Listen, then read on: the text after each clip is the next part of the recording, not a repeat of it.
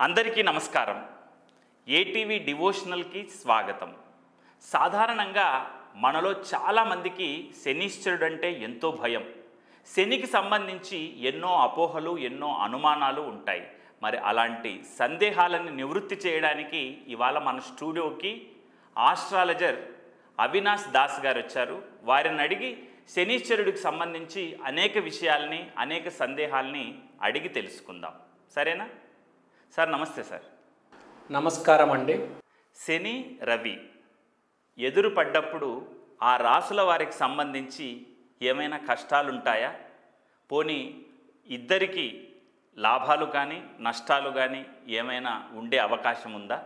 దాని గురించి వివరించండి సార్. ప్రధానంగా శని, రవి వాళ్ళిద్దరూ ఎదురైనప్పుడు దాని గురించి చెప్పండి. ఓం నమో వెంకటేశాయ.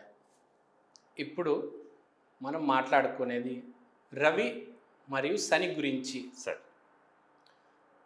రవి ఇంకా శని కొన్ని రోజుల్లో ఎదురెదురుగా రాబోతున్నారు. రవి సింహంలో, శని కుంభంలో. సింహం, కుంభం ఎదురెదురుగా ఉంటాయి. ఇప్పుడు మీరు నేను ఎలా అయితే ఎదురెదురుగా ఉన్నానో సార్, అలా కొన్ని రోజుల్లో రవి ఇంకా శని రాబోతున్నారు. రవి అంటే తండ్రి, శని అంటే కొడుకు. వాళ్ళ వల్ల ఇబ్బంది కలుగుతుంది. సింపుల్ ఎగ్జాంపుల్, ఆ ఎనర్జీ స్టార్ట్ అయిపోయింది ఆల్రెడీ.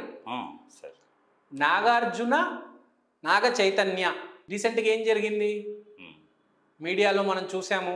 ఆ అమ్మాయి శోభిత దూలపాల్య అమ్మాయి పేరు అనుకుంటా. అవునండి. ఆ అమ్మాయి ఎంగేజ్మెంట్ వల్ల నాగార్జున ఇంకా నాగ చైతన్య పేరు మీడియాలోకి వచ్చింది. కొందరు నాగార్జున మీద, కొందరు నాగ చైతన్యం మీద, కొందరు వీళ్ళిద్దరి మీద స్టార్ట్ అయిందా.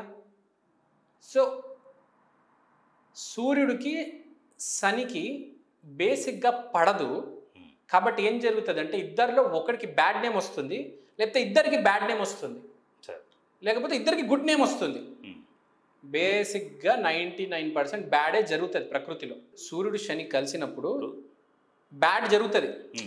బ్యాడ్ అనేది సిచ్యువేషన్ జరిగితే ఇద్దరు ఉంటారు కదా సిచ్యువేషన్లో, ఇద్దరికి ఎంతో కొంత ఇంపాక్ట్ ఉంటుంది. ఇప్పుడు నాగార్జున, నాగ చైతన్య సిచ్యువేషన్ తీసుకుంటే వాళ్ళిద్దరికి విడాకులు జరుగుతుందని చెప్పడం వల్ల నాగ చైతన్యకి ఎక్కడో బ్యాడ్ నేమ్ వచ్చిందా? నాగ చైతన్య ఎవరు? నాగార్జున బిడ్డనే కదా. నాగార్జున బిడ్డ కాబట్టి నాగార్జునకు కూడా బ్యాడ్ నేమే వచ్చింది. నేనైతే మనస్ఫూర్తిగా సక్సెస్ అవ్వాలి అని కోరుకుంటా. ఇప్పుడు ఏం జరుగుతుంది? ఆ పెళ్ళి సక్సెస్ అవుతుందా, ఫెయిల్ అవుతుందా? ఒకరు ఒక రకంగా చెప్తున్నారు. యాజ్ ఎ పాజిటివ్ పర్సన్ నేను సక్సెస్ అవ్వాలని కోరుకుంటాను. కానీ దీనివల్ల వాళ్ళ పేరు మీడియాలో రోల్ అవుతుంది కదా. అసలు ఏం జరుగుతుందని ఏమైనా అర్థమవుతుందా అసలు? అది కాకుండా మీడియాలో ఒక్కొక్క ఛానల్, ఒక్కొక్క యాంకర్ మనం చూస్తూ ఉంటాము. ఎన్ని ఛానల్, ఒకటి రెండు కాదు, అన్ని ఛానల్స్ ఏడుస్తున్నాయి కొంతమంది మీద ఇలా చెప్పారని. ఇంత గందరగోళం ఎవరి మధ్యలో ఉంది? నాగార్జున, నాగ చైతన్య అంటే తండ్రి, కొడుకు. ఇదంతా ఈ అన్నిటికీ రీజన్ సూర్యుడు, శని ఎదురుపడ్డారు. దీనివల్ల ఏం జరుగుతుందంటే వాళ్ళకి నష్టం, చుట్టుపక్కల ఉన్న వాళ్ళకి ప్రాబ్లం, వివాదాల్లోకి వెళ్ళిపోతారు సింపుల్గా. ఇప్పుడు ఆ ఫ్యామిలీ వివాదాల్లోకి వెళ్ళిపోయింది కదా. ఎస్పెషల్లీ సింహరాశి, కుంభరాశి. ఎందుకంటే సూర్యుడు సింహంలో, శని కుంభంలో ఉన్నాడు కాబట్టి ఈ రెండు రాసుల వాళ్ళకి కొంచెం ఇబ్బంది ఉంటుంది. దాన్ని ఏమంటారు? Difference of opinion. ఫ్యామిలీ, దానివల్ల ఫ్యామిలీ కూడా డిస్టర్బ్ అవుతుంది. ఇంట్లో ఎక్కడైతే తండ్రి కొడుకులు కొట్టుకుంటారో ఫ్యామిలీ అనేది కంపల్సరీ డిస్టర్బ్ అవుతుంది. సో అంత ఈజీ కాదు సూర్యుడు ఇంకా శని గొడవని సాల్వ్ చేయడం. ఆ గ్రహాలే, దేవుళ్ళే సాల్వ్ చేయలేకపోయారు. కానీ దానివల్ల ఒక అడ్వాంటేజ్ ఉంది. ఏంటంటే సూర్యుడు ఇంకా శని ఒకటే పాయింట్ మీద వస్తే సూపర్ సక్సెస్. ఎగ్జాంపుల్ చెప్తా. సూర్యుడు నెంబర్ ఎంత? 1. శని నెంబర్ ఎంత? 8. 1, 8 పక్కన పెడితే 18. చాలా గొప్ప నంబర్. విరాట్ కోహ్లీ నెంబర్ ఎంత? 18. Smriti Mandhana cricket player 18. Powerhouse number. ప్రపంచంలో అతి గొప్ప నంబర్, పవర్ హౌస్ నంబర్ 18 అంటారు. దాని మించిన నంబర్ లేదండి. ప్రపంచంలోనే అతి గొప్ప కంజక్షన్, అది కలయిక. అది గుర్తుపెట్టుకోవాలి. తండ్రి కొడుకులు ఎప్పుడు కొట్టుకోకూడదు, కలిసి ఉండాలి. కలిసి ఉంటే ప్రపంచాన్ని శాసించవచ్చు. అది గుర్తుపెట్టుకోవాలి. కాబట్టి సమయంలో జాగ్రత్తగా ఉండాలి. ఎప్పుడైనా తండ్రి కొడుకు అనే వాళ్ళు ఒకటే ధాటి మీద ఉండాలి.